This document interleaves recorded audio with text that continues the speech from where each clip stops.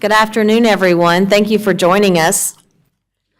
We are going to be starting our pre-meeting as we discuss and look at all of our external agencies. Board, you have in front of you a packet with all of the information that has been collected, and we will be going through these this afternoon.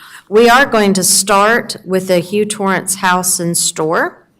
Before we get started, Mr. Roberts, was there anything else that we needed to discuss before jumping right in? No, we're good? All right, so we will turn it over to you, if you wouldn't mind coming up to the podium.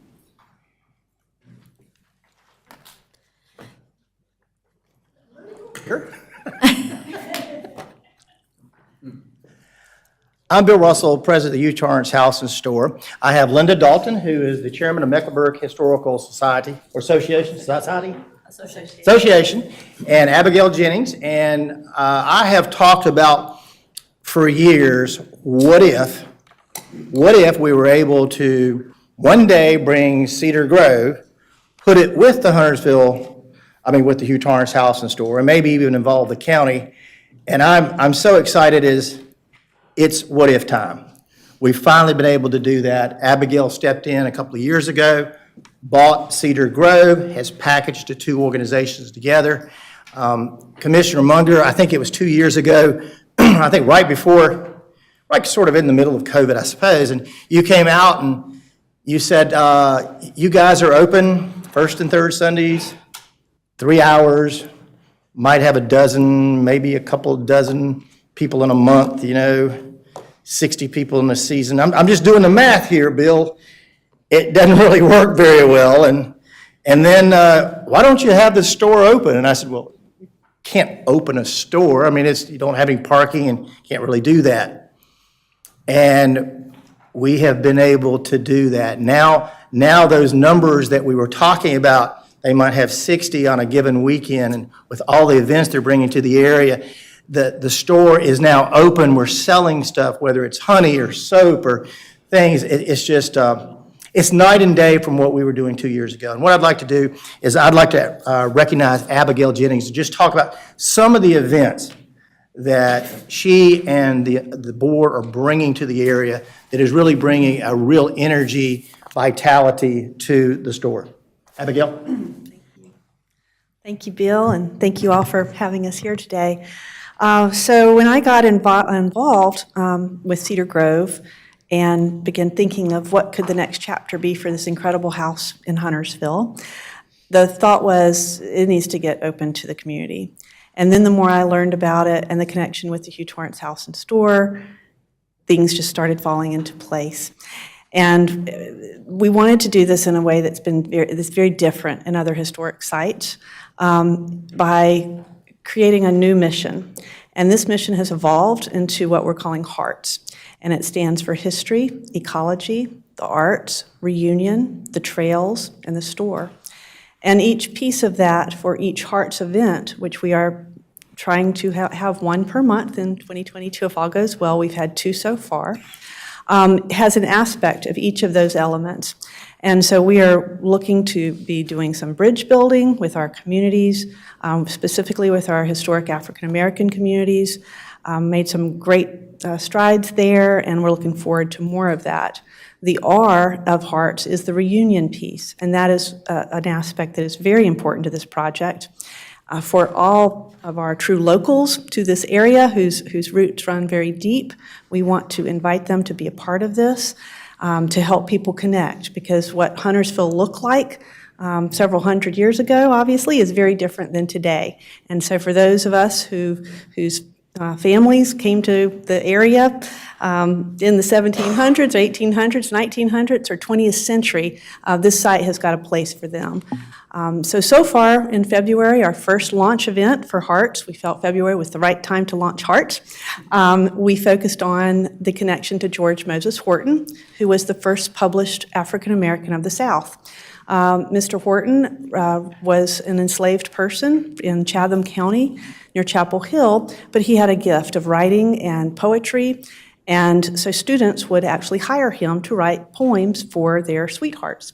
And Mr. Horton was paid for 2 poems by Richard Torrance while he was there at Chapel Hill in 1854, one for Sophia Alexander and one for Miss Mary McLean.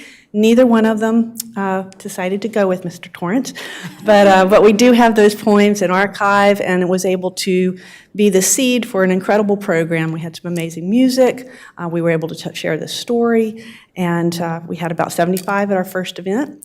Last month, we did the Irish Connection, taking a different twist and looking at all the Irish heritage of our area. And again, being inclusive, was able to learn through some of our friends at the store that the African American history is also there in the Irish Connection, which is often overlooked. Nearly 38% of African Americans have some type of Irish heritage. So by bringing these people together, we had wonderful Irish music, Irish dancers, and we had almost 250 at this event. So we see these numbers growing. We see the community's enthusiasm. On our events day, yes, the store is totally open. We are hopping with all kinds of sundries and beer and wine and all kinds of fun stuff. So we hope that you will sign up so you can learn about them. I saw Mr. Anthony here signed up. Here I saw your name come through our subscription list. So we hope you all do, and we hope you will come out. So you will find there before you some of our information, and we'd love to answer any questions you might have. All right. We've also, through your generous support, we had some of you come out. We've been able to make some structural repairs to the house. We painted the house for the first time in 20 years, probably 97. So again, we had a CD that we put back in, we burn up and put into the operating fund to make some of those repairs. We still have some repairs that have to be made to the house, but we've gone a long ways to making sure we preserve that history. Any questions from the board? We'll open up questions. Commissioner Phillips? Have you guys spoken to our state representatives about getting any kind of funding from the state? Because I know the store is the oldest store in North Carolina. And if that's not something you've done yet, would you consider doing it? Sure, I think it's a great idea. Okay. There's been some contact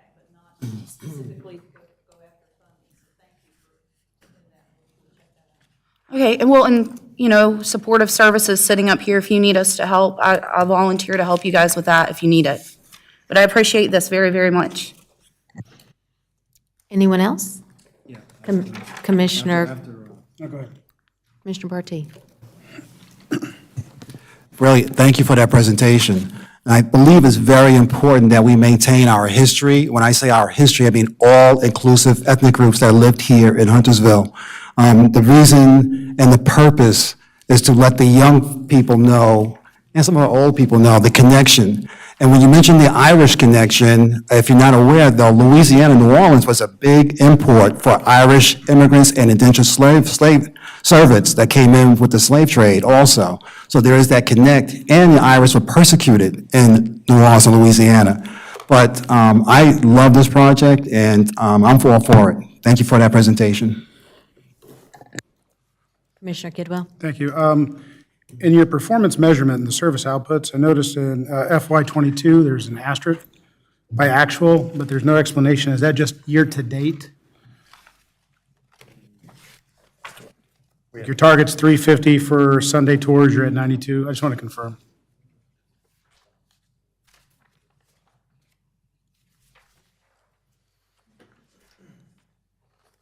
Where do you see an asterisk?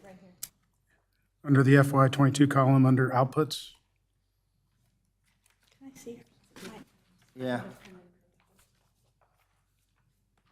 On a different page. Okay, that's different from mine. We have a different copy. Oh, yeah, there was a little thing. I think it's because fiscal year '22 is not over. Okay, so I just wanted to confirm. All right. It had a little sub thing for that. No worries. Didn't print.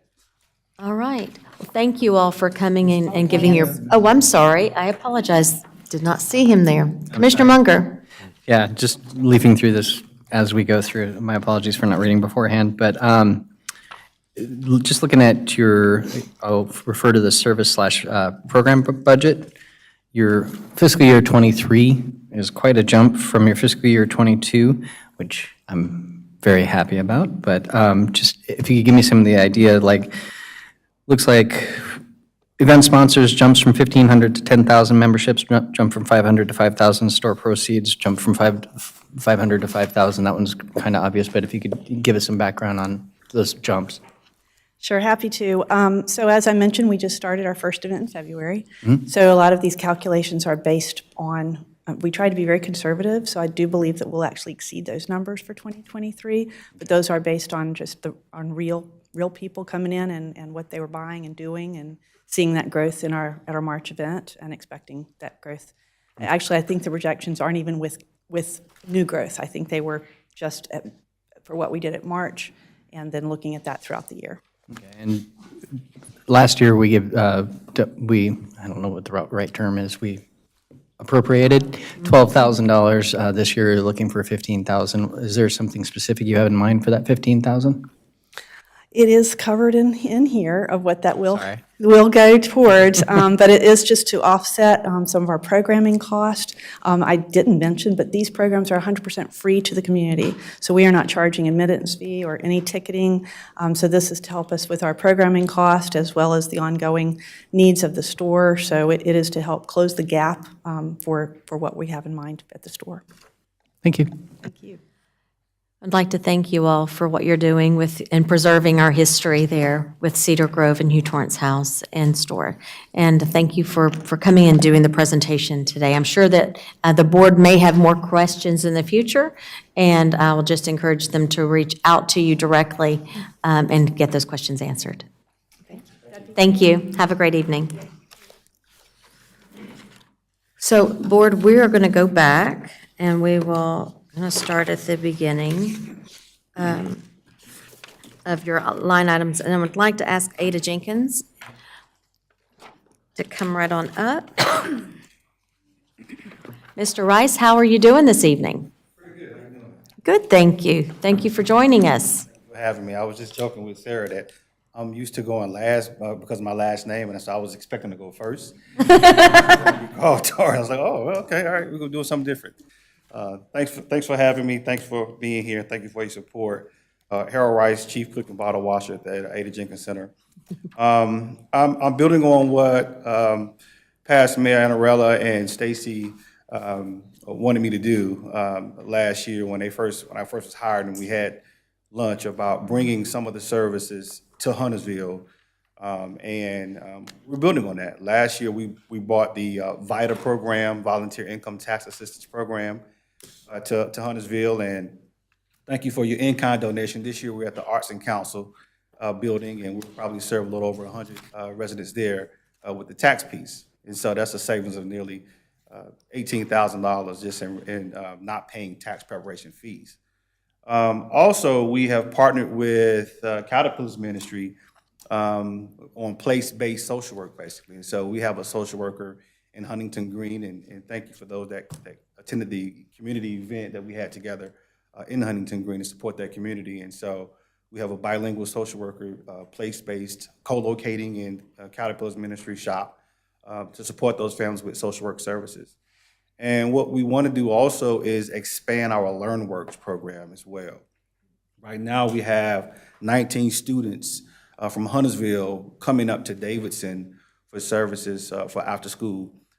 Keep in mind, our after school supports children who are 1 to 3 grades behind. And so, unfortunately, there are more students here in Huntersville that are behind. We did a sampling, and we had nearly 1,200 students that were behind. That was just a sampling. And so we want to partner with a faith-based organization and perhaps the Wayman Center as well to bring LearnWorks here to Huntersville, because not everyone can come to Davidson and pick their child up for after school. So we need your support there as well. Big picture vision stuff for us. You may have heard that we are partnering with Habitat for Humanity. They are co-locating in our facility. Again, that's an opportunity for us to leverage one another for efficiencies and back office support, as well as leveraging for programming. And so we have some other smaller nonprofits that we are working with. We are looking for greater partnerships with Pottstown community. United Way is a huge player in this community, and unfortunately, they have let a lot of nonprofits know. They've been letting everybody know for years now that they're going to have to decrease funding, and in some ways cut organizations from funding. But they see this is the first time this year that we've seen on application specifically that they're going to target Huntersville, Cornelius, and Davidson as almost like one community. And so that's really exciting. And so they've come and had listening sessions, and we went along with them, Pottstown, Smithfield, and West Davidson. However, the Pottstown community is looking for some resources, and we're looking to partner with them in any way we can. And so we're really excited about that. Also, I talk a lot about IDEA. You may have heard diversity, equity, and inclusion. But from the Ada Jenkins Center lens, we look at it as IDEA, inclusion, diversity, equity, and access. Because that's what our people lack, is access. And so we want to be able to provide them with opportunities. And so we need your support to help them with the access piece. Just a couple of numbers, really high level. Our food pantry numbers and people in Huntersville, we serve 277 households. Financial assistance, again, this is something that was kind of birthed out of COVID. We continue that effort, even though we don't have COVID dollars. We supported 38 families here in Huntersville with nearly $58,000 in just financial assistance. That's rent assistance, utility support, things of that nature. And we had 12 new individuals in Huntersville with our street outreach program. So these are people that are chronically homeless, sleeping in their car, sleeping wherever, supporting them with services. And so we do that in the 3 towns. However, but in Huntersville, we had 12 new people this year. And we partner with other organizations in that effort as well. What questions might you have for me? That's it. We'll open it up for questions. Any questions for Mr. Rice this evening? All right, Mr. Partee. Mr. Rice, pleasant to see you again. It's good to have friends in the here in presentation and working with a noble organization. You're asking for an increase. Yes, sir. And what will that increase forward to, or what will that involve, that increase that you're asking? Because it's over, what, $25,000 you're asking? Yep. Yep. So we're asking for an increase and it's not because of, it's out of need, more so. There are too many families here that are lacking, and it's because we only have 3 social workers that can support the 3 towns, and they need more assistance. We don't have any LearnWorks counselors to help these students with 1 to 3 grades behind, so we need to support there. And support the tax piece. I mean, I think that's a easy win. Also a volunteer opportunity for people to want to give back. It's what I call our hammer and nail experience, because we don't have any housing. It's a way to touch a client, if you will. So it's going to support those efforts, again, because the need is great. If you visited Huntington Green, if you visited Pottstown, and there's some other sprawls within the community, you know, you'll see the need. And so if you guys can support us in that effort, you know, we can help with the need. We want to alleviate everything, so. Any other questions? Commissioner Kidwell? Thanks for coming tonight. Real quick, you talk about, or not talk, but it's written here that 29% of your clientele, 341 individuals are from Huntersville. So your total clientele is about 1,000 for the 3 towns? A little over 1,000, yes. Over 1,000? All right, thank you. I want to iterate, that's based on capacity. If we had more people, more staff, we could do more.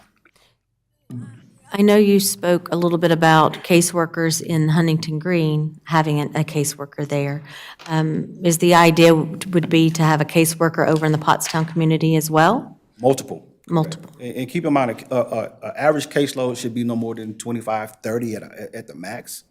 And so you have well more families over in those 2 communities. So if you could have at least 2 to 3 social workers in those communities supporting, and Huntington Green community looks different, needs look different than what Pottstown's needs will look. And so it could be senior social workers working with families and the seniors there versus what's in Huntington Green. So yes, at least two or three social workers in each, based on what their needs are. Great. Thank you very much. Anyone else? Commissioner Partee? Yeah, Brother Rice, have you, just to let everybody know, Brother Rice and I, we're in the same fraternity. And and I say that proudly, because, you know, we are men of honor. Have you touched bases with the brothers to come and volunteer at the center, Ada Jenkins Center? I have. And, you know, and I will be one of those volunteers moving forward also more times. Thank you. Yes, I have. Last year, we had our first ever Juneteenth event, and we had over 300 residents come out. And so it was really for the 3 towns. We'd like to do something here as well. But to your question, they will come up and volunteer the day of the Juneteenth event. Commissioner Kovacs? I was just looking at the budget details, and it says salary wages are trending 30,000 under budget and 1 FTE position not filled. What is FTE? Full-time equivalent. Gotcha. And it's, you know, again, United Way and others told us this year to plan for a cut. And so we need to adjust that budget. Hopefully, we'll still be in their budget. They want us to all plan for a significant cut, but FTE is a full-time equivalent. Commissioner Munger? You had mentioned being able to work with 12 people who had been identified as homeless or living out of the car. Is part of the partnership with Habitat, are you working towards trying to find permanent housing for these people? Or I'm curious if you're able to put them anywhere with a roof over their head. No, I'm joking. There's nowhere to go in Huntersville. The partnership with Habitat is more around our families who are stably housed in the rental market and can transition to home ownership. So perhaps we've supported them with some rent assistance, and now they're stable, and then they can transition. It's similar to with the partnership we had with Hope House and the Hope to Home initiative. And so we want to just, because they're in the building now, it's easy to have that conversation about transitioning them to home ownership. And then they get the sweat equity hours as well, just for being in the program. Okay, thank you. Anyone else? Commissioner Boone? Thank you, Ms. Rice, for your presentation. My question concerns the local contributions. In 2021, it was close to 700,000, and you're projecting in 22 about 550,000. Why is there such a decrease? Just conservative. We all think it's COVID. People were giving during COVID, and it may come back to some reality as we move forward. So it's just a budget forecast. We're not sure where we'll land with that, and so it's just a budget on that. We're not sure. Thank you very much, Mr. Rice, for joining us this evening. Again, if the board has additional questions, we'll reach out. Thanks. Thank you for your time. Have a wonderful evening.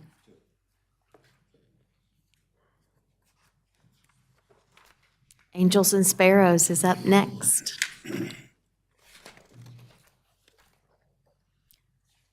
Good evening. Good evening. I'm a horrible public speaker, I'll just warn you in advance. So I'm Cindy Deutsch. I am the Director of Development for Angels and Sparrows Community Table and Resource Center.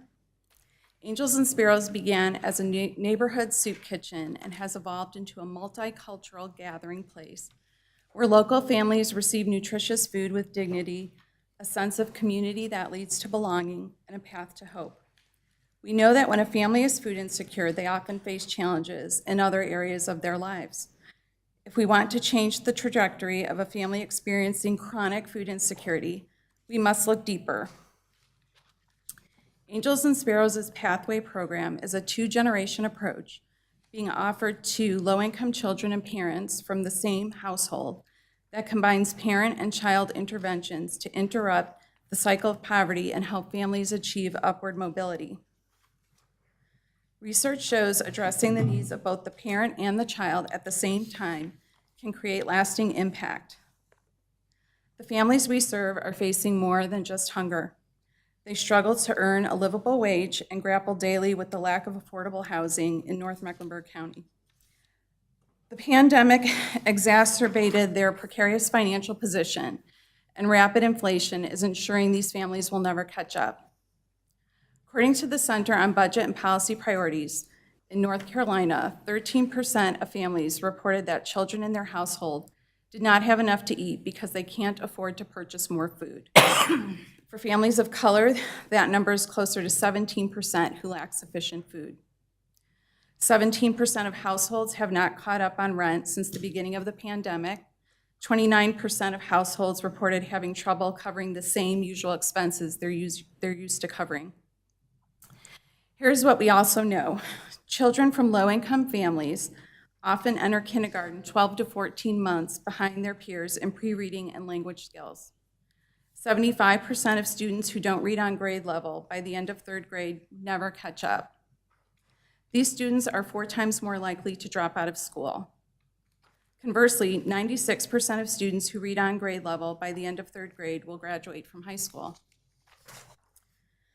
The effects of the pandemic, coupled with current rates of inflation, will keep these families in a constant state of crisis. Each new crisis exacerbates their situation and puts them even further behind. I have been involved with Angels and Sparrows for 12 years. My first 9 years were spent as a dining room volunteer. It was difficult to see children that I knew personally, children who attended school with my children at Blythe Elementary, visit Angels and Sparrows for food on their days off from school.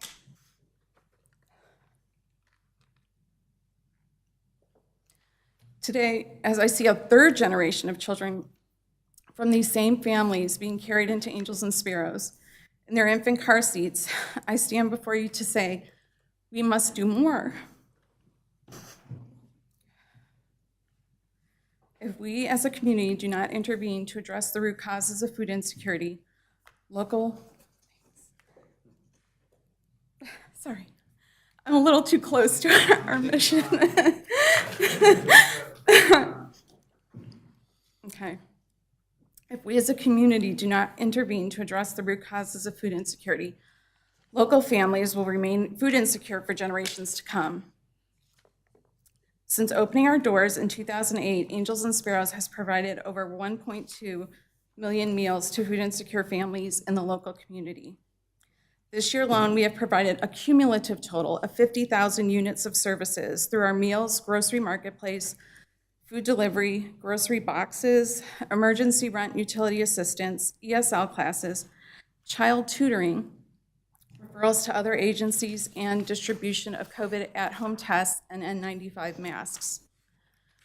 Over the past 13 years, we have built relationships with the local families we serve.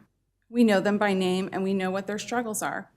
We have become a trusted resource for these families, and that trust has grown as we pivoted quickly, sometimes daily, throughout the pandemic to meet the changing needs of the local families we serve. In a sense, we have become a trusted family member that our guests share their heartaches and triumphs with. The Pathway program is being offered to families identified through our feeding programs and through our relationship with local community partners. We will continue to employ the two-generation framework and expand our class offerings, which currently include ESL classes and tutoring, to offer high school equivalency certification, vocational training, college test prep, mentoring for adults and children, and peer-to-peer support groups.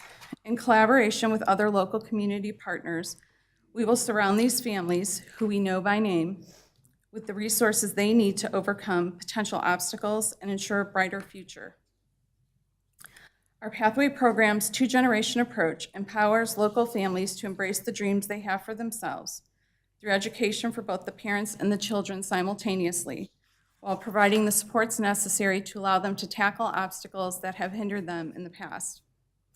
We are asking the town to approve our request of $40,000 and take action on behalf of low-income families in Huntersville to create a cycle of opportunity. These funds will help offset expenses not covered by the ARPA funding that we have been awarded by Mecklenburg County for the Pathway program. We envision a community where the future of a child is not determined by the neighborhood in which they were raised or the resources available to their guardians, but instead by the potential genius within and the dreams they choose to pursue. With assistance from the town and the expertise of other local community partners, we believe we can systematically address the unique needs of each family we serve and move them from a cycle of generational poverty to a cycle of opportunity. Thank you. Thank you. We'll open it up for questions. I did hear that you said that Angels and Sparrows was receiving some ARP funding. Is that, and that's through the county? Yes. Do you know how much that is? So it's $854,000 over 3 years. So the first year is shown on the budget. And is that the only additional funding from the county you're receiving? This year, for this year, yes. I wish I'd asked that question earlier. Any other questions? Commissioner Phillips? So with the ARP money you guys are getting, does it come with strings, and did they put it in category, like, I know some of the nonprofits, like, you have to do specific things. I didn't know if they put stipulations around the money you guys received. So this funding will be specifically used for that program, and we will be reimbursed for the expenses on the budget. We did tell them we were going to leverage the funding to obtain other funding. So they, that was built into the proposal that we sent to them for the next 3 years. So And then at your facility, do you guys have residents from Cornelius as well? So 80% of our, the people we serve are from Huntersville. Okay. We do have some families from Cornelius, Davidson. I know some of the homeless people from Charlotte who can do transportation do come up here sometimes that I know. You just don't know. But I was asking about like Cornelius because I know you guys haven't asked them for money, but 20, 10, 15%, if that's Cornelius. Absolutely. And, over the next 3 years, particularly years 2 and 3, we're going to different foundations, and that's definitely a consideration to approach the other towns. The program itself, we started in 2020 with 1 family, and we're up to 4 families in the program. We can't expand because we're out of space. So this funding is just going to be transformational for the program and for the families, and yeah, it's exciting. Thank you. Any other questions, commissioners? I just have one, maybe two. How many individuals do you anticipate going through the Pathways program, if you're able to receive that funding? So I think it was 260 in the first 2 years. I have it on 245 people during the program's first year. Okay. So there would be 2 cohorts. So we would have like 2 days a week running, ESL and high school equivalency classes. At the same time, tutoring is going on. So there would be 2 cohorts going through at the same time. And are these adults or children or a mixture? Both. It's parents receiving the appropriate classes for the, for their continuing education, and the students are receiving tutoring at the same time. So a family comes together. Correct. Anyone else? I'm sure that if they've got additional questions, they will reach out to Absolutely. you. But thank you very much for taking the time to be with us today. Thank you. We will move on to Bags of Hope, trying to make sure that we stay on schedule.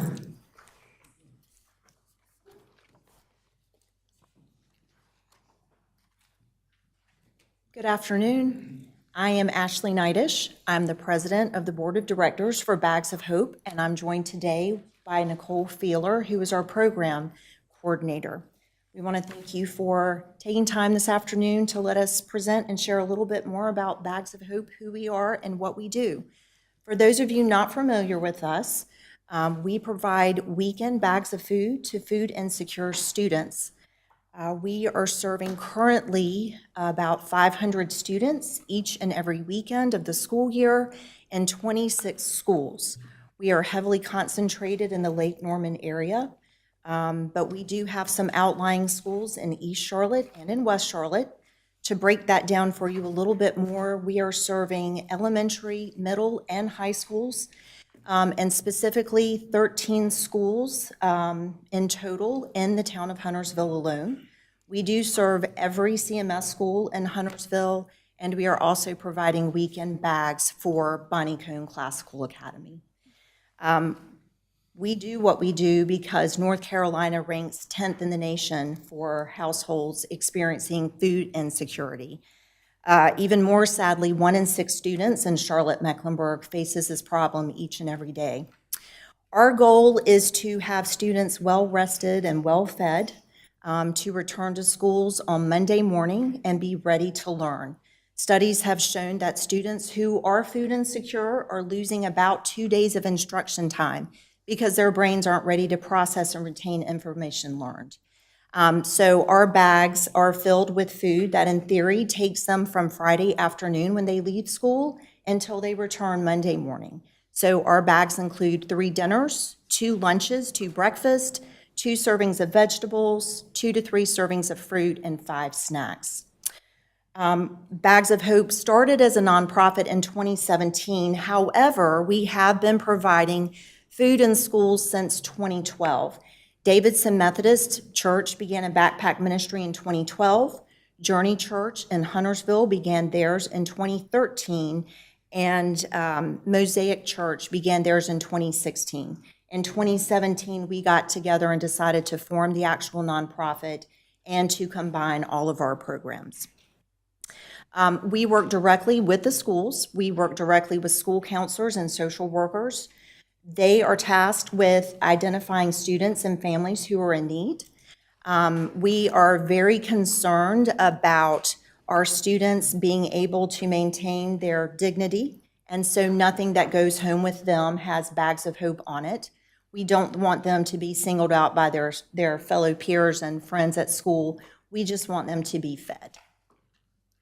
Yes, and of those 13 schools that we're serving in Huntersville, that is a total of 175 students in Huntersville schools alone. Although right now we're serving 26 schools, in early 2020, before the pandemic happened, we were just at about half that many schools.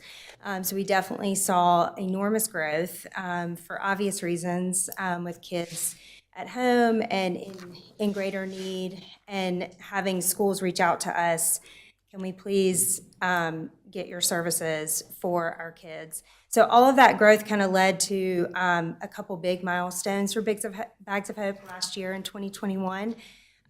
We got a bigger warehouse. We are located in Cornelius off Bailey Road. And our other warehouse was just around the corner, but it's more than double the amount of space, a lot more food for room for storing food, for volunteers to be in packing bags. It's a great space, but our rent did increase about $1,000 a month with that. Also, Bags of Hope hired their first staff, me. I joined in August, like Ashley said, as our program coordinator, and Bags of Hope, amazingly, was volunteer run and led until then, since they became a nonprofit, thanks to a dedicated group of board members, including some of the founding members. Also, we have an amazing, really huge community of volunteers. Every week, we have anywhere from 100 to 150 individuals who come in and out of the warehouse. They might be packing bags. They may be picking up bags to deliver them to schools, and kind of a host of other things that we need help with around the warehouse. Thank you all for the opportunity. This is the first time that we've been able to apply for a grant with the town of Huntersville. We're very excited about that. And the nominal cost for one child, sponsoring one child in our program, is about $500. So a $20,000 grant, for example, would sponsor 40 individual students for the entire school year.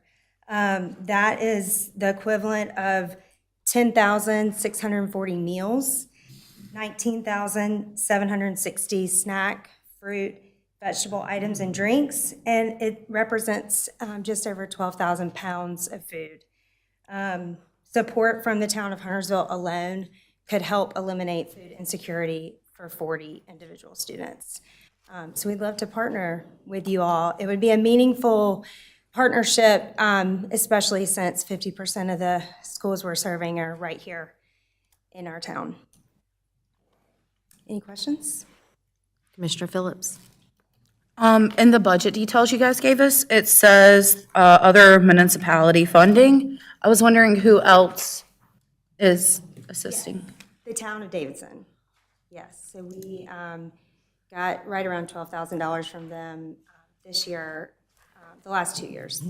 Are you guys going to ask Cornelius for help this I year? was just saying to Ashley, we haven't yet, but we want to and we need to. So absolutely. Okay, thank you. You're welcome. Any other questions? And were you able to garner any support from county funding? We have not ever explored that option either. So we need to look into that. I made a note of that just a minute ago when we were listening to the last presentation. With the ARP funding available? Right. Any other questions, commissioners?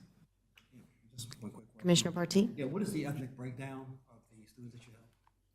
So about 75% of it is not tracked. So the way that our program is set up, once the guidance counselor identifies the students, kind of the one step the parents do to enroll in the program is fill out a permission form for us.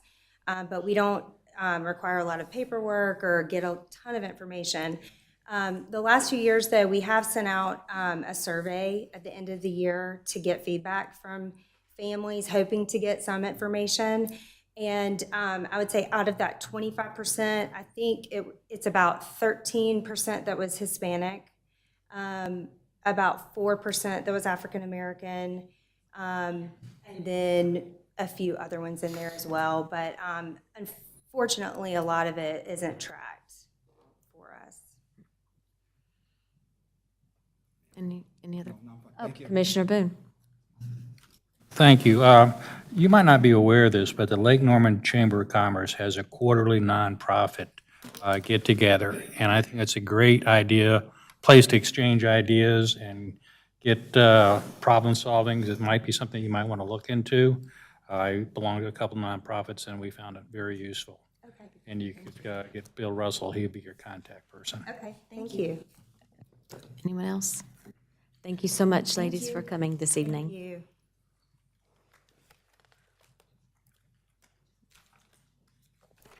Caterpillar Ministries.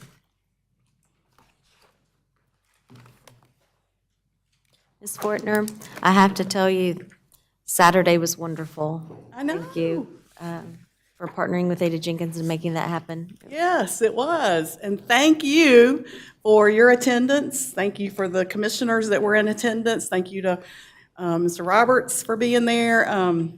It was a great, great day. And what is so cool about it is one mom came to me super excited about Charlotte Area Fund, finding out about them and their workforce development and wanting to get certified to be a CNA. And we had several families that have connected with Lake Norman Community Clinic. So the momentum for that is like, woo, off the charts. So we're super excited about that. The reason why I'm here is we continue to love on the neighbors in Huntington Green. 15 years this year we have been there, and there's been a lot of changes. Last June, 18 of our kids graduated from high school. That is incredible. And 6 of those kids got full rides to Appalachian, Queens, and UNCC.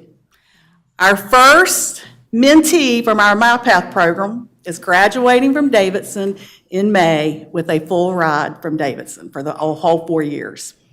So these kids are seeing that it is possible to have a future and be the future for not only Huntington Green, but also Huntersville. So we are going to keep plugging along with our tutoring, with our mentoring, with our GED, with our ESL. And right now we're serving 82 kids in our tutoring program. We're doing a hybrid, some are virtual. Wanted to stay virtual, so we're offering that opportunity. Most of them are in person.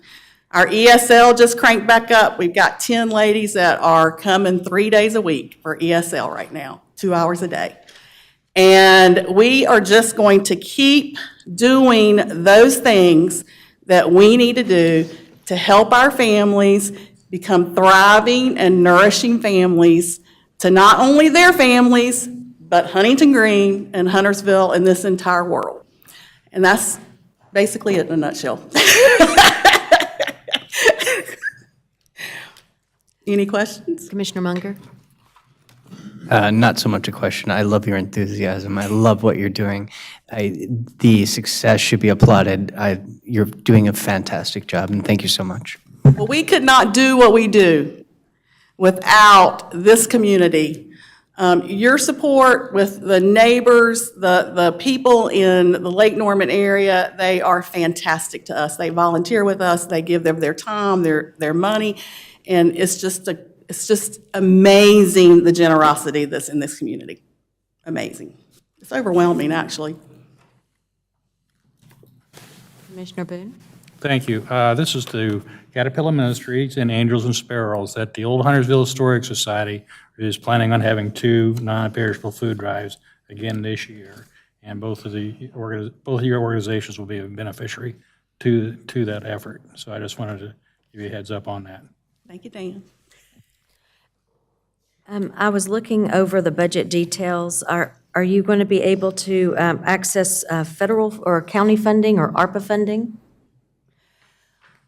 Our board is discussing that. To be honest with you, I'm not sure if we will or not. I'm just going to be honest. But our board will be talking about that at our May meeting. That's a possibility, but we don't. What are some of the concerns about potentially applying? I think for us, it's just to be perfectly honest with you, most of these things need data and keeping up with measurements and all of that kind of thing. And we just don't have the staffing capacity to do that. We keep up with some numbers, but so we need to look into what exactly they're going to require on the reporting end for that. Right. We just hired our second full-time person 2 weeks ago, a full-time academic enrichment director. And we're super excited, and she's going to be great. So. Well, you all do just fabulous work within the Huntington Green community, so thank you so very much. Any other questions for Ms. Fortner this evening? Thank you for coming. I'm sure if they've got questions, they'll reach out. Thank you.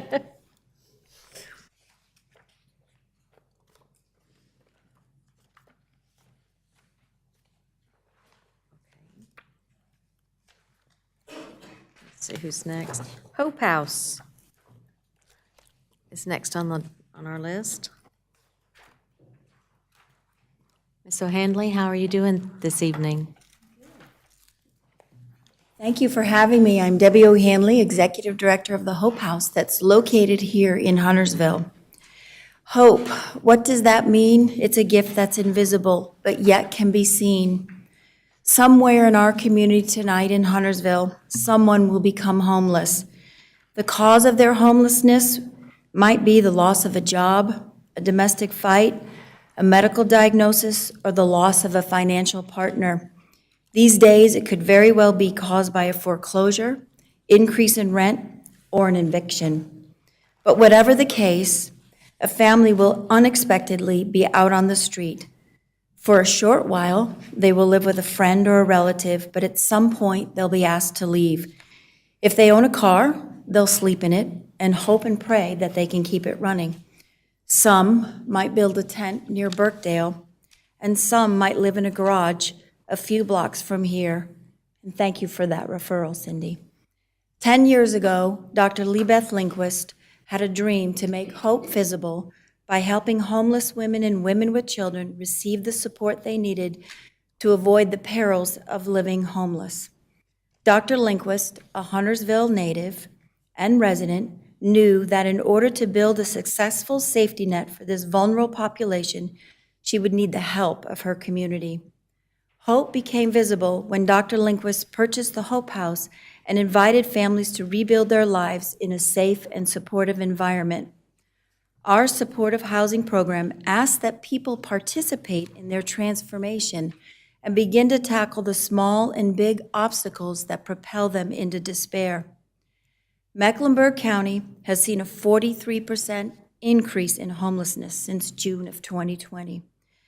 Housing inquiries at the Hope House have increased substantially, and the stories are harder and harder to hear. Today, a family of 5 living in a park in Huntersville came to Hope House in need of food and a place to stay. Over the course of a weekend, you've met her. She may be employed but can't make enough money to pay her rent or buy school supplies for her kids. She can't feed her children, and she sends her children to school hungry after having slept on the floor of someone's home. She prays for work in our community and hope it lasts. As the only transitional home for displaced women and children in the Lake Norman area, we offer a visible solution to housing insecurity through our wraparound service delivery model that focuses on the entire family. Priorities of the program include safety, responsibility, and accountability in the development and implementation of a plan to regain their independence. We teach our families how to stand up, not stand in a line. By providing shelter, support, and services to situationally homeless residents, our families exit our program stronger and more self-assured, and we're successfully proud of the 400 families that have left our home stable. As a strength-based, smaller agency, we can be more intentional with our families, meeting them where they are, creating programming and opportunities that impact day-to-day decision-making and remove barriers to meet their personal goals and achievements. Strong emotional bonds are found with our children. These help them learn how to manage their own feelings, behaviors, and develop self-confidence, resulting in their ability to regulate their emotions when faced with stress or difficult situation. These bonds help them create a safe base from which they can explore, learn, and relate to others. The unique needs of our families demands that we partner with the community to obtain the specific services essential for them to succeed. Recently, we finished construction on 3 cottages on our property named Faith, Joy, and Grace that will provide stable housing for even more families who can live independently. Soon, we will start construction on 3 new cottages near Norman Park.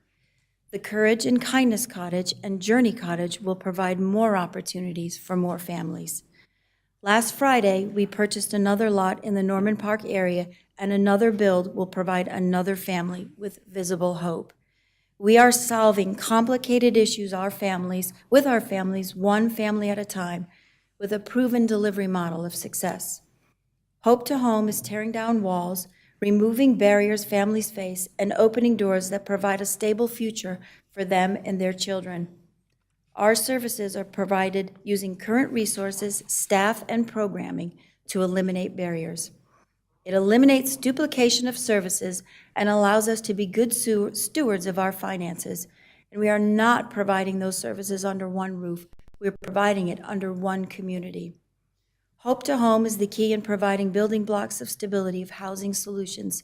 Seeing a person go from homelessness to transitional, progressive, and then permanent housing makes our hope visible. Over time, one home will impact multiple families, aiding in procuring long-term housing and independence. The entire community benefits because families leave as financially stable citizens whose children are likely to be in an even stronger position as an adult. Having homes in scattered sites throughout our community allows our neighbors to engage with families who were previously homeless. These develop friendships, remove stigma about homeless people, and strengthens our community.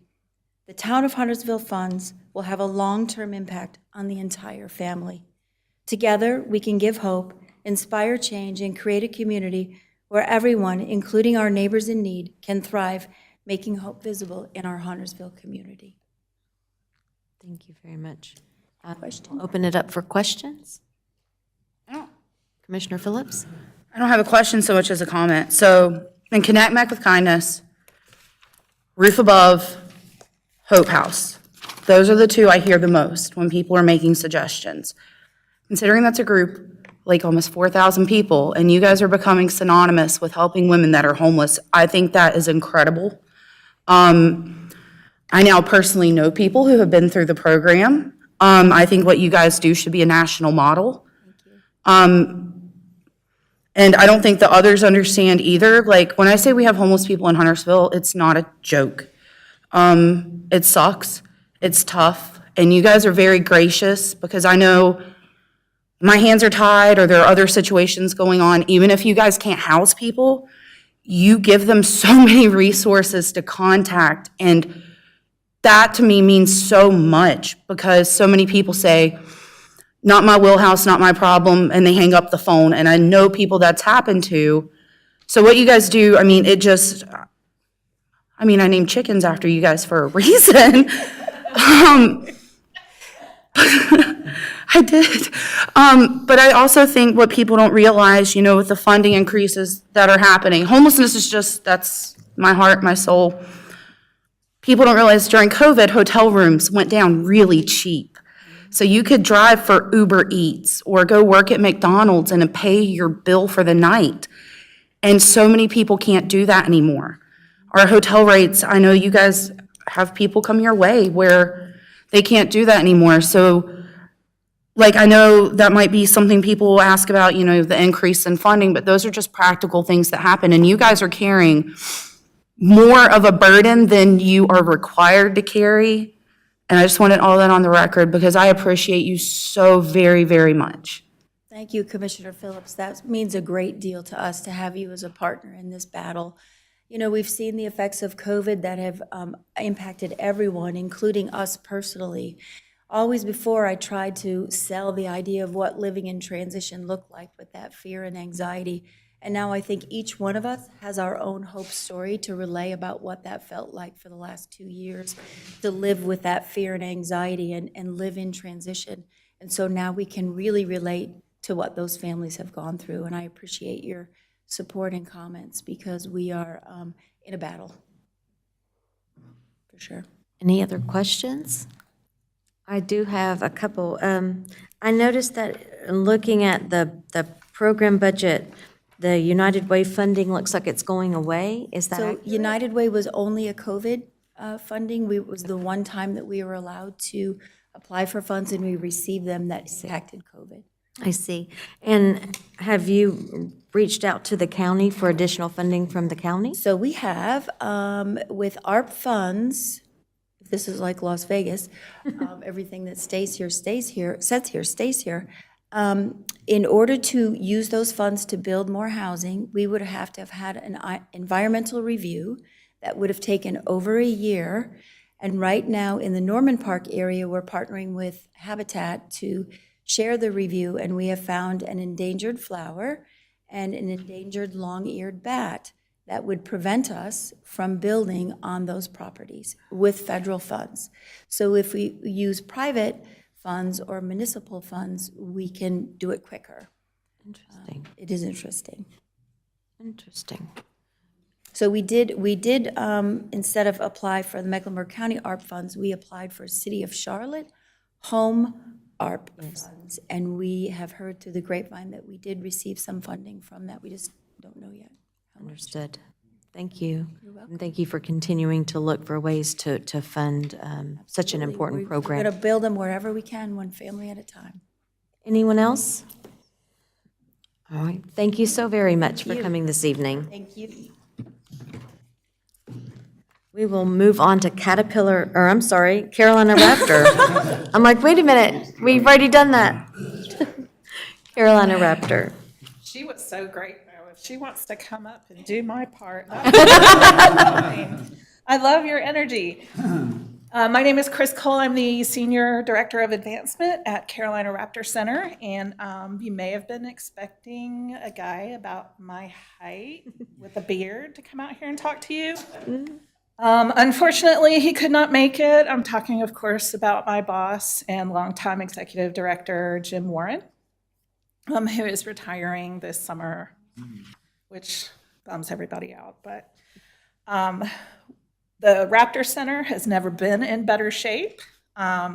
We are very, very excited about the future, and we are very excited to be in Huntersville making this future happen. Our mission is to ignite imagination and ignite wonder in the natural world using raptors as a platform to talk about the environment and how important it is. I'm sorry, it's just really hard to follow.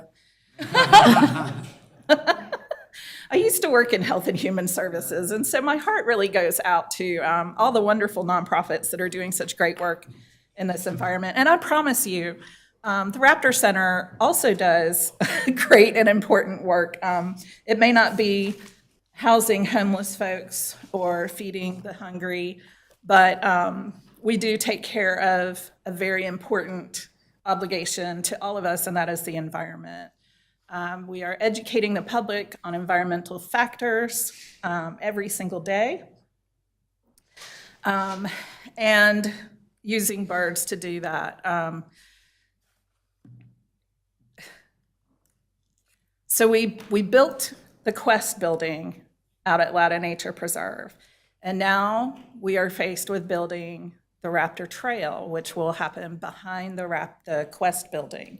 I'm aware that the town of Huntersville had a retreat at the Quest building, so you all got to see the facility, I hope, and I hope that you enjoyed your time there. Please come back, tell all your friends. Since the Raptor Center, or since the Quest building opened 48 days into Q1, we've seen about 11,000 visitors, and we project to see about 20,000 more between now and the end of the year, fiscal year.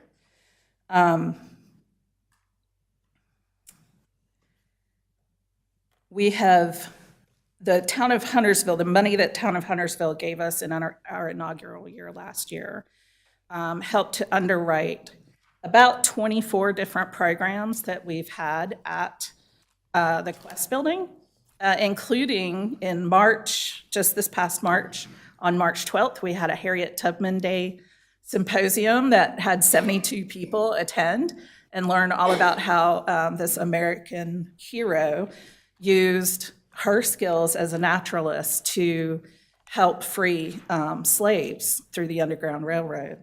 We want to do more of that. We want Latta Nature Preserve, the Raptor Center, the Quest building, and the future Latta Place to be a destination location in Huntersville.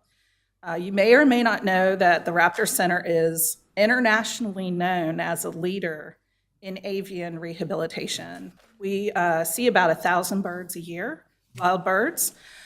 Of those, the ones that make it through about the first 24 hours, we have about a 70% release rate, which is outstanding. We train professional rehabbers all over the world. Now we're doing it virtually. But we're, I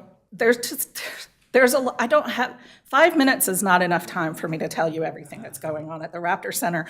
I would love for any one of you to come out to Quest Building on my dime and get the penny tour anytime you want. Just give me a holler.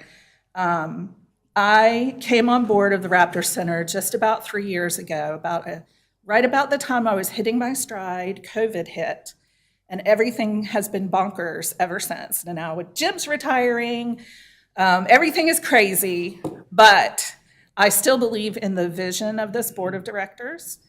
I believe in the vision of the organization, and I am looking forward to the future where we have just scads and hordes of people coming out to enjoy nature and learn more and more about our environment through the exploration of birds. I have a lot more to say, but I would like to open it up for questions at this time. Certainly. Yes. So the avian flu situation, chicken farmer here, very well. Yes, I was wondering if you knew about that, yeah. Oh, I've called Jim because somebody on this board got very mad that you guys couldn't take a bird, and I was like, avian flu is real. Very serious. Yeah. Are you guys able to take in more birds right now, or are you still being cautious? And does the avian flu impact even your funding and things of that nature? Because for those who don't know, up here, like the avian flu situation going on right now is pretty much like the COVID situation of birds. Like I know last week a farm had to euthanize, 30,000 turkeys. Yeah. Yeah, thanks for bringing that up. I wasn't going to bring it up because it's kind of like deep in the weeds, but yeah, in addition to COVID, we also now have H5N1, that's avian influenza. Doesn't affect humans really, but is highly contagious and absolutely deadly with no cure. So we have taken a lot of biosecurity. Speaking of leading, being a leader in the industry, our team is sought after by people all over the country. What are we doing? What are our biosecurity protocols? And our team has just, they are amazing, like truly amazing. I have no clue about half of what they do, but every time I'm in a meeting with them, I'm floored and flabbergasted. They have a 23-page document outlining their biosecurity measures and protocols, because if the USDA finds a bird in our collection, or if we find a bird that's in our collection that is infected, and we don't have proper biosecurity protocols in place, the USDA could come in and euthanize our entire collection. We have some really amazing animals in our collection, and that would just completely devastate us. So our team jumped on board, and yes, there's a lot of biosecurity measures in place. As for funding, the Raptor Hospital is not a revenue stream for us at all, so everything that we do kind of supports that, in addition to education and outreach. So I hope that answered your question. Yeah, I was just curious, so with this avian flu situation, are you guys having more cost towards biosecurity? Because I also know that there are mile radiuses that if you guys were to have an impact, other farms who have, poultry, whatever, all of our birds would have to be euthanized as well. Yeah. So I didn't know if you guys needed extra funding to help with your biosecurity, or you guys are confident and comfortable with what you currently have.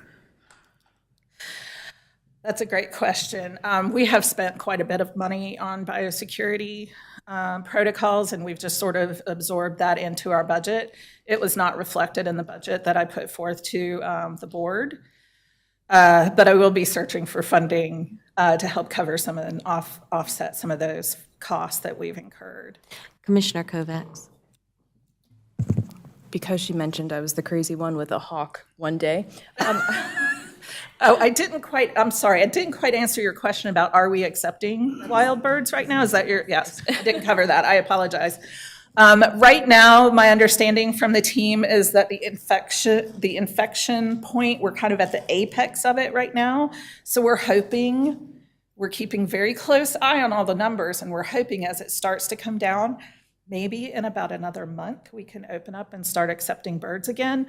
Trust me when I say the absolute instant that it is safe for us to receive birds again, we absolutely will, because our team is bereft that they can't take in birds. Like they live and breathe, that's all that they do, that's all they think about, the people in our rehab department. So as soon as we can, we will, and we will broadcast that far and wide for sure. Commissioner Partee. I live near the Raptor Center. I'm in Lattice Springs, my community, and I appreciate the rehabilitation that you guys do for the birds and the hawks, because there is one hawk that I adopted. He comes to my property all the time. He sits there on the perch. He has a special place where he perches, and he looks for my squirrels. He's my squirrel protector there for his meal, and I appreciate him very much. So I appreciate you guys and what you do. Thank you. You're welcome. Any other questions for Ms. Cole? Thank you so very much for coming out this evening. Thank you for having me, and that offer stands for the penny tour anytime. Thanks. Yes, anybody in the room? Let's see. I believe, let me just go here. Rural Hill is next. Oh, and last, yes. You're ending, right, last but not least, you're. I feel like I was just here. Right. So first, I have to correct some numbers. I apologize. For whatever reason, I decided that it was going to be rational and sane to do 4 events within 7 weeks out at Rural Hill. So we're averaging an event every other week until May. So when I was putting this together, I was being a bit hasty about it. But I think what happened is I got the number of orders confused with the number of attendees. So these numbers are actually slightly higher. So for the Amazing Maze, for example, I showed that we had 9,000 people in 2022, but we actually had 18,150. So slightly higher. And then there was another one too. So for the sheepdog trials, I have on there that we had 2,853, and we actually had 3,687.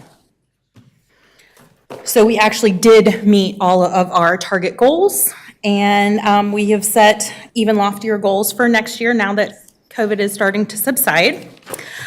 So I do apologize for those incorrect numbers, but I did bring, per last time, I brought a whole bunch of analytic information for when you guys start asking me questions about where our people are coming from.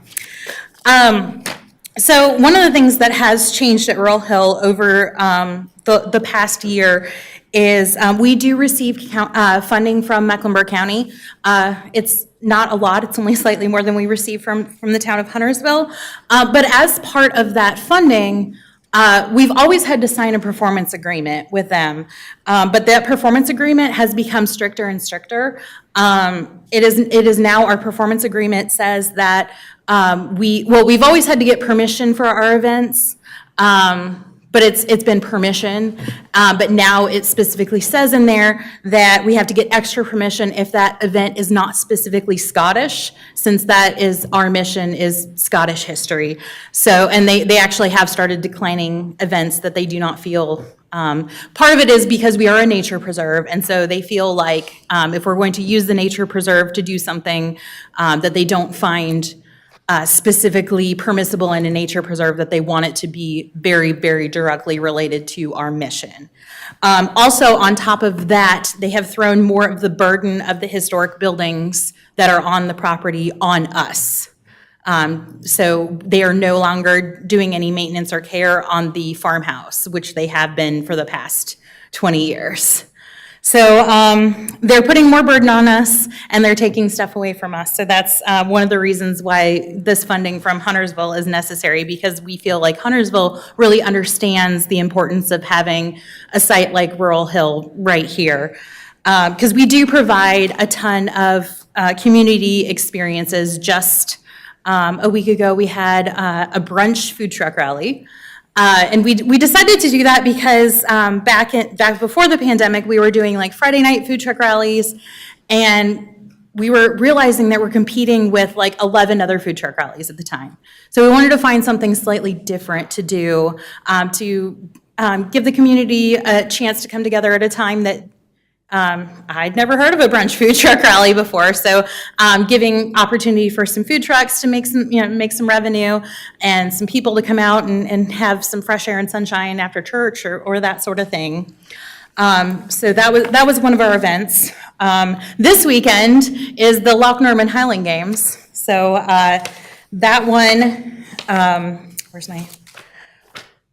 that one is a very, very day of sales-driven thing, but we are currently at about, just for the regular attendees, not for clan sponsors and patron sponsors, and which we have a ton of that kind of stuff. We have over 1,800 tickets sold for this weekend, which is probably slightly below average, only because this is one of those years where we're a week early because of Easter. But we fully expect, with the weather forecast and all that sort of thing, that we're going to see between 10 and 15,000 people this weekend. And that is hugely in the Carolinas. So one of the things I did look at, the number one city in attendance is Charlotte, but then Huntersville and Cornelius and that are right behind them.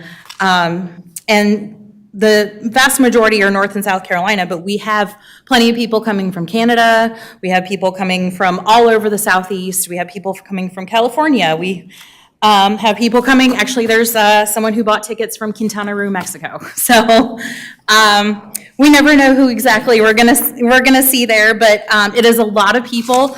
If you try and get a hotel room in this area right now, for this weekend, you're probably not gonna be able to get one. Ask me how I know. Because we do bring in people from all over the country. We actually have, I wanna say, 4, 5, 6 clans, Scottish clans, that are doing their national meeting here at the Loch Norman Games. That's pretty typical for us. We tend to get a lot of people that do their national meetings here because it is so easy to get to and easy to access site-wise for a lot of people, whereas there are Highland Games up in Grandfather Mountain, but the people that are getting older and harder have mobility issues. It's very hard for them to access those games because it is up on a mountain, and you have to park like down below the mountain and get on this school bus that goes up this windy road. And yeah, I felt like I was gonna die to get up there. And then you're up on a mountain trying to climb around this site, whereas ours, like, we have nice parking and it's all put together right there, and it's very easy for some of these folks that have been doing Highland Games for, well, ours are on year 28. It's easier for them to access our site and enjoy our games. Also coming up at the end of April is our Bright Fire Festival. This is a brand new festival. It is, sorry, I'm looking for my analytics on that one. It is based on Beltane, which is an ancient Scottish festival that they still do in Edinburgh to this day, but we are modernizing it. We're concentrating on music, dance, fire, and flowers. It is, as far as we know, the only fully women-produced festival here in the Charlotte area, and it is mostly women-performed as well. In addition to that, we are trying to introduce a multicultural aspect to it. While it's based on a Scottish festival, we want to make this sort of our own tradition. We have all of our materials are getting sent out in Spanish and Hindi. And on top of that, we have an African-American dance troupe that is coming in to do a reinterpretation of a maypole dance, which is a traditional Beltane activity.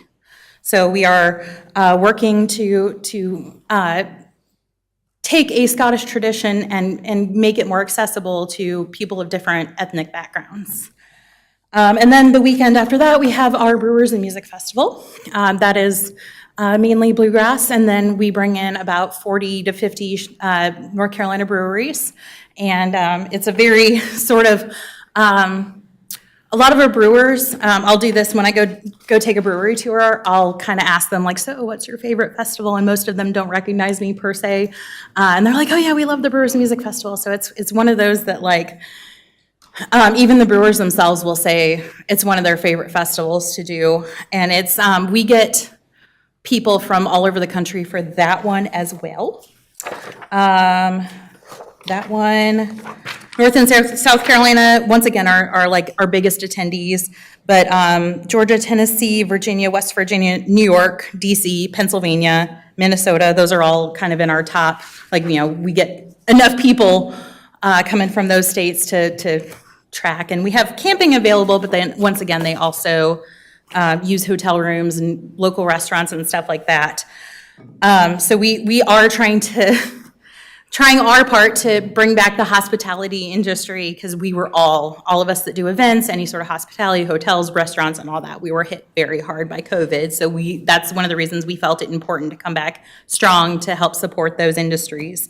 And I will say, I know a lot of faces that were in this room, because one of the other things we try and do when we can is partner with our other nonprofits. We've done school supply drives for Caterpillar Ministries. We've done food drives for Angels and Sparrows. So that kind of thing, when we can incorporate that into our event, we like to do that. Thank you very much. Does anyone have any questions? No questions? It's almost like I've done this before and brought the data. Thank you very much. So I believe that is the end of our Commissioner Kidwell. To staff. Yes? Anthony, next time, are we able to get these? Unfortunately, we got these, as we walked in. Is there a way to get these ahead with our agenda packet for time to review? 'Cause as these folks are, they put together all this information, and we get it today to review as they're coming in here to talk. So the question to them is very difficult when you're trying to review all this information and they're telling us about all the great things they do. Yeah, we'll make sure we adjust our schedule as needed to make sure we get it to you well in advance. All right, it is 10 till 6, so Board, we will take a break and get back to the regular board meeting at 6 PM sharp.